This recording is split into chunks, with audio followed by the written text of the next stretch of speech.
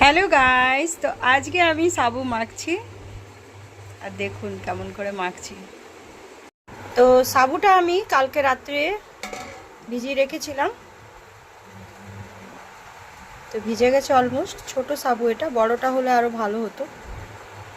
এটাতে 250 গ্রাম দুধ মেলাবো।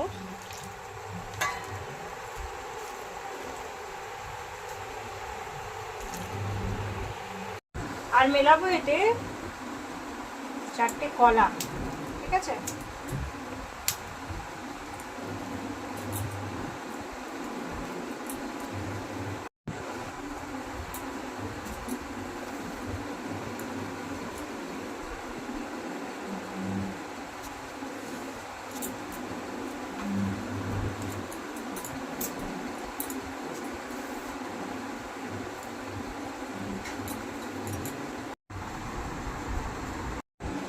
একটা আম দেবো।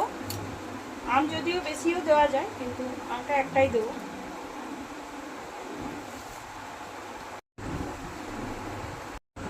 আর মেলাবো গুড়।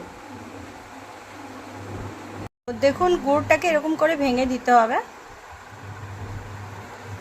দেখুন এতে মেশাবো এই মিষ্টিটা। এটা কালাকান্দ না হলে প্যাড়াও মেশানো যায়, তো আমি সব কটাই দিয়ে দেবো, ঠিক আছে? এবার এটা মাখার পালা। তো হাতটা পরিষ্কার করে ধুয়ে আসতে হবে। সবগুলোকে সুন্দর করে মাখতে হবে। একটু কড়া মিষ্টির জন্য আমি একটুতে চিনিও মেশালাম। তো আপনারা যারা চিনি পছন্দ করেন না তারা গুড়েই দেবেন। তো অলমোস্ট এটা মাখা হয়ে গেছে, আর আমি বাটিতে ঢেলে রাখছি, ঠিক আছে? আপনি গার্নিশ করার জন্য কিছুটা কলা, কিছুটা আম এগুলো করে কেটে, এর মধ্যে আরও কিছু মেশানো যায়। বেদানা হয়ে গেল, আপেল হয়ে গেল, আপনার যেটা ইচ্ছা। তো আমার কাছে উপস্থিত এখন এটাই আছে।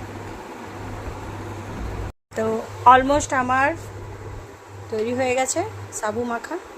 তো সব থেকে আগে আমি আমার ছেলেকে দেবো, আর খেয়ে বলবে কেমন হয়েছে।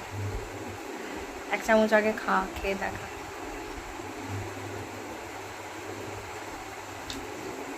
ভালো আছে?